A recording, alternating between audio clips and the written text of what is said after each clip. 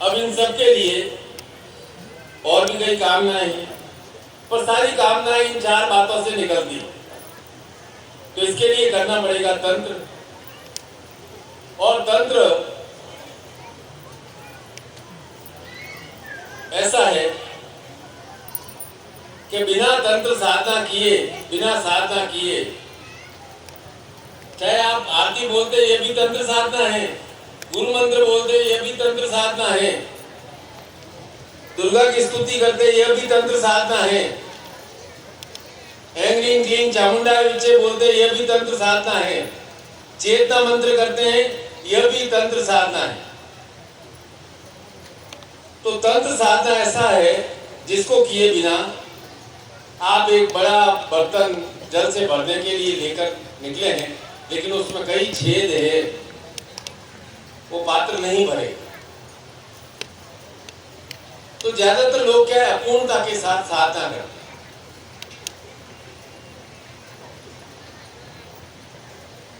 मंत्र जब भी करते हैं अपूर्णता के साथ करते हैं। आधा ध्यान किधर ही, आधा ध्यान गुरु की तरफ, आधा ध्यान घर की तरफ, आधा ध्यान दिन भर में क्या करना है, अपूर्णता के साथ कार्य करते हैं। एक साधक मेरे से मिलने आया, बोला गुरुजी मेरे से आपसे बहुत शिकायत। मैंने कहा शिकायत तो मेरे से ही होगी, और किससे शिकायत होगी, घर में और किसी से शिकायत कर नहीं सकता है। जो भी शिकायत करनी है, मतलब कहाँ शिकायत का पोस्ट ऑफिस में पर्चा डाला जाए, वह है गुरु।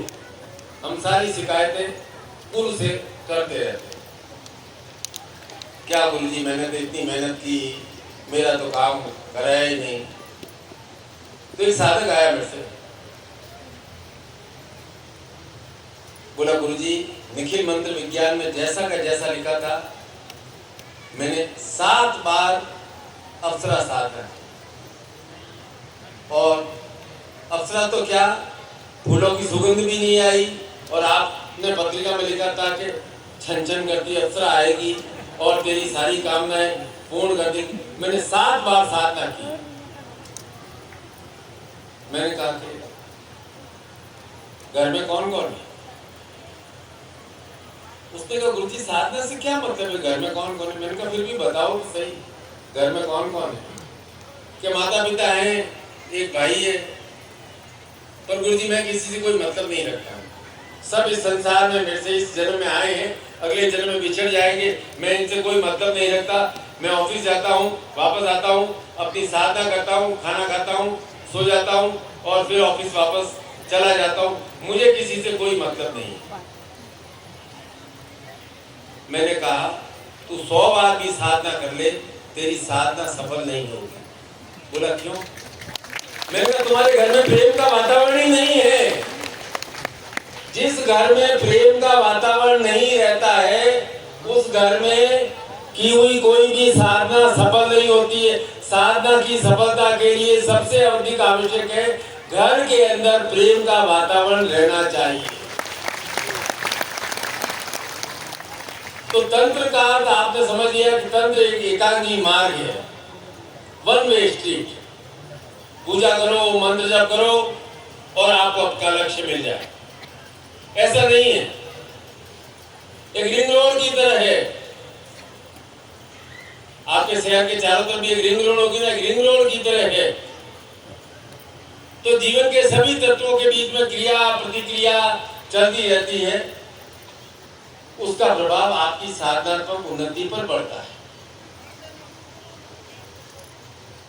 अब घर में कोई किसी की तबीयत ठीक नहीं है और आपको मुझे कोई मतलब नहीं है, मुझे तो मेरी साधना करनी है, तो आपके घर में प्रेम का वातावरण कहाँ होगा? आपके बच्चे ने कहा मुझे भूख लगी, आपको कि नो भूखा है, भूखा रह जा, अभी तो मैं मेरा मंत्र जप कर रहा हूँ, मुझे डिस्टर्ब मत करना। आप कमरे की चटनी बंद लगा करके धड़ धड़ धड़ जोर जोर से बोल करके साधना कर रहे हैं। देखो भाई, साधना है कक्षाओं की तरह। स्कूल में आप अलग अलग क्लास में पढ़े हो, मूल कार्य क्या है? पढ़ना। नहीं पढ़ोगे तो उसी क्लास में रह जाओगे, ऊपर की क्लास में नहीं जाओगे। तो ये तंत्र मार्ग है, आनंद का मार्ग है, प्रेम का पथ है। आप चाहते हो कि साधना में उन्नति भी हो और आपने अपने मन का कपाट पूरी तरह से बंद कर रखा है, कैसे चले? मन का कपाट खोलना पड़ेगा। अपने परिवार से नहीं, अपने मित्रों से, अपने स्वजनों से, अपने गुरु भाइयों से सबसे प्रेम करना पड़ेगा। जब मन खुला होगा तो आप सबसे प्रेम करने लायक हो सकोगे। प्रेम दोगे तो प्रेम प्राप्त होगा। तो मंत्र का अर्थ है मन को मुक्त करना, और तंत्र दो शब्दों से मिलकर बना है, तनोति एवं त्रायति। तंत्र तब पार लगाएगा जब मंत्र काम करेगा। जब अरे भाई इसके लिए जरूरी है आप अपने मन को खोलो तो सही। मन खोल दिया तो प्रेम के साथ आपने गुरु भक्ति, श्रद्धा और विश्वास अपने मन में भर लिया तो सारे तंत्र सिद्ध हो जाएंगे। आप समझोगे पोथी में लिखा हुआ है उसी प्रकार से मैं साधना करता रहूंगा। सबसे पहले मैंने कहा ना, तंत्र के दो भाग है, गुरु और शिष्य। जब तक गुरु के प्रति आपके अंदर पूर्ण श्रद्धा, विश्वास और भक्ति नहीं होगी तब तक आपका तंत्र सिद्ध नहीं हो सकता है, कार्य सिद्ध नहीं हो सकता। क्योंकि श्रद्धा और विश्वास के बिना कुछ कार्य होता ही नहीं है। इसलिए मैं कहता हूं, मैं तो सब साल को कहता हूं, जीवन में जो भी कार्य करो, नौकरी करो, व्यापार करो, व्यायाम करो, चाहे योग करो, पूरी श्रद्धा और विश्वास के साथ करो। इसलिए कहा गया इष्ट भी एक हो और गुरु भी एक हो, फिर दर नहीं भटकना पड़ेगा आपको।